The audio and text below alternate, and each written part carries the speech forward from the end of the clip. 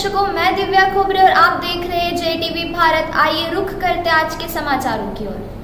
खरगोन 30 जुलाई 2022। प्रदेश के कृषि व जिले के प्रभारी मंत्री श्री कमल पटेल ने कहा कि मध्य प्रदेश बिजली के मामले में आत्मनिर्भर हो गया है।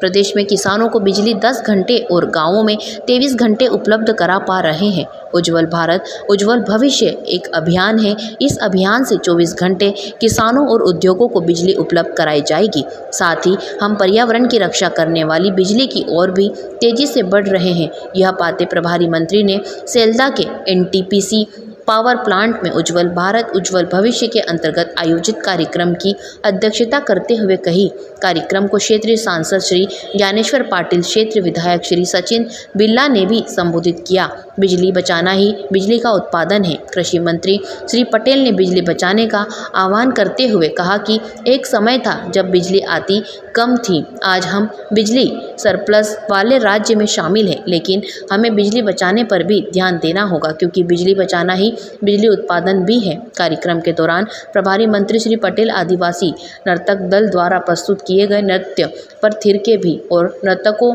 को इनाम स्वरूप सभी को राशि भी भेंट की।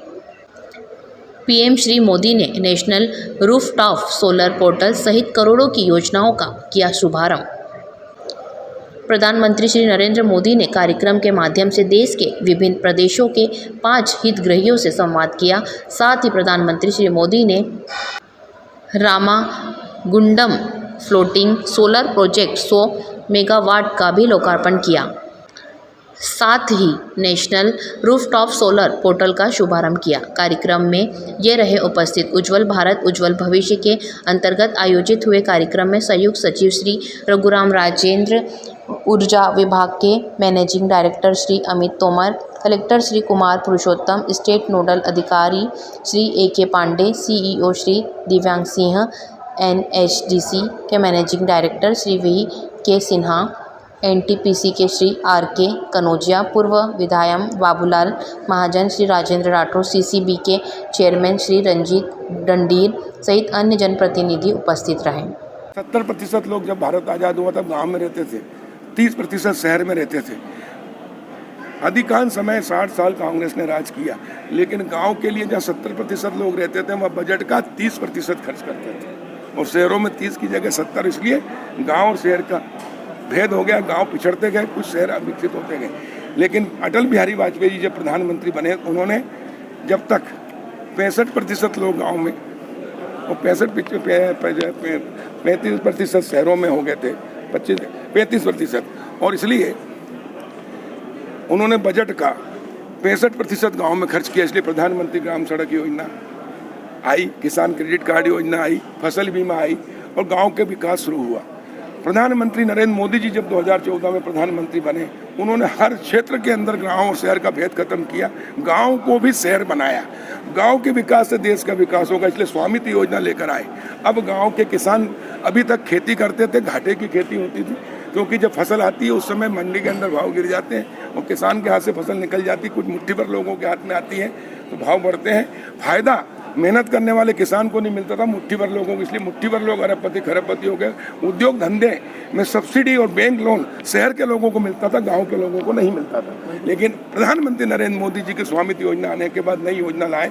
अब गांव का किसान खेती के साथ व्यापार व्यवसाय उद्योग लगाएगा तो उनको भी सब्सिडी मिलेगी, बैंक से लोन मिलेगा, नाबार्ड की छूट मिलेगी, और किसान जो उत्पाद करता है उसका ग्रेडिंग भी कर सकेगा, प्रोसेसिंग कर सकेगा और निर्यात कर सकेगा। और इसलिए मुट्ठी भर लोग कमाते थे वो ज़्यादा कमाएंगे। किसानों की अभी आंदोलन चला तो काय की मांग हुई, MSP की गारंटी दो। MSP यानी न्यूनतम समर्थन मूल्य, और MRP यानी मैक्सिमम रिटेल प्राइस। गांव के किसानों के लिए जो पैदा करता है, उत्पादन करता है, उसको मिनिमम, और जो प्रोसेसिंग करते हैं वो मैक्सिमम। तो किसान को ही हम MSP नहीं MRP वाला बना रहे हैं। यह है प्रधानमंत्री जी का विजन है हमारी सरकार। और इसलिए अब किसान खुद उत्पादन करेगा, खुद पैकेजिंग करेगा, खुद प्रोसेसिंग करेगा और खुद बेचेगा। तो जो बिचौलिए कमाते थे वो किसान कमाएगा, और इसलिए जो मुट्ठी भर लोग कमाते थे अब ज़्यादा लोग कमाएंगे, और इस देश की बेरोजगारी दूर होगी। इस देश की गरीबी दूर होगी, गांव का और शहर का भेद खत्म होगा, गांव से जो शहर में पलायन वो रुकेगा, और गांव आत्मनिर्भर होगा तो देश आत्मनिर्भर होगा, किसान आत्मनिर्भर होगा तो देश आत्मनिर्भर होगा। पीएफआई को जिस तरह से बैन किया जा रहा है, इसको पीएफआई को जो बैन करने का चल रहा है, उसको लेकर उन्होंने कई संगठन और उजागर हुए हैं, क्या कहना है उसको लेकर? पीएफआई हाँ, ये देखिए, इस देश के अंदर जो पहले सरकारें थी वो इस देश को कमजोर करने वाले लोगों को सहयोग देते थे। वोट बैंक की राज आती जाता थी, गांव के अंदर 22-22 घंटे कटौती रहती थी, 2 घंटे नहीं आती थी बिजली, शहरों में कटौती होती थी। अब गांव में 24 घंटे बिजली है। यूरिया नहीं मिल रहा है किसानों को? नहीं, पर्याप्त मात्रा में, कोई कमी नहीं है। वहाँ से नहीं मिल रहा है क्या? बिल्कुल मिल रहा है। देखो, मैं बता रहा हूँ आपको, अभी बता देता हूँ कि तुम्हारे यहाँ कितना यूरिया और DAP हमने पर्याप्त दिया, कोई कमी नहीं है। अगर कहीं कमी है तो कोई वितरण में होगी तो उसके खिलाफ कार्रवाई करेंगे। ब्लैक में लेना पड़ रहा है। आप बताइए मुझे, मैं कार्रवाई करूंगा। मंत्री जी, कल पंचायत चुनाव में दिग्विजय सिंह द्वारा जो है तो पुलिस अफसर की कॉलर पकड़ ली थी। देखिए, दिग्विजय सिंह और कांग्रेस अब खत्म हो रही है, इनका अस्तित्व खत्म हो गया है, इनकी विश्वसनीयता खत्म हो गई है। अब ये इतिहास के धरातल में जा रहे हैं, इसलिए खजवाई बिल्ली खंबा लोचे वाली कहानी है। वो इसलिए ये खंबा लोच रहे हैं, लोगों की अधिकारियों के धमका रहे हैं। कमलनाथ जी कह रहे हैं हम फिर आ रहे हैं, अरे कहाँ से आ रहे हो, तुम्हारा सफाई हो गया है। देखिए, कल जो जिला पंचायत के चुनाव हुए, 51 जिला में से 41 जिला पंचायत भारतीय जनता पार्टी जीती। खरगोन में भी कांग्रेस का सफाया कर दिया है। 9 में से 7 जनपद पंचायत और जिला पंचायत अध्यक्ष उपाध्यक्ष जीते हैं। पूरे प्रदेश के अंदर 313 जनपद पंचायत, उसमें से 227 में भारतीय जनता पार्टी जीती है। 22,923 के आसपास ग्राम पंचायत है, उसमें से 20,614 से अधिक भारतीय जनता पार्टी जीती है। यह है एक तरफा 90% से अधिक भाजपा को समर्थन दिया। ग्रामीण क्षेत्र और नगरीय क्षेत्र में कांग्रेस का सफाया हो गया। और प्रधानमंत्री नरेंद्र मोदी जी का जो सपना है, संकल्प है, कांग्रेस मुक्त भारत। कांग्रेस मुक्त भारत यानी भ्रष्टाचार मुक्त भारत, कांग्रेस मुक्त भारत यानी अलगाव मुक्त भारत, कांग्रेस मुक्त भारत यानी जातिवाद मुक्त भारत, कांग्रेस मुक्त भारत यानी देशद्रोही गतिविधियों करने वाले लोगों से मुक्त भारत। ठीक है ना?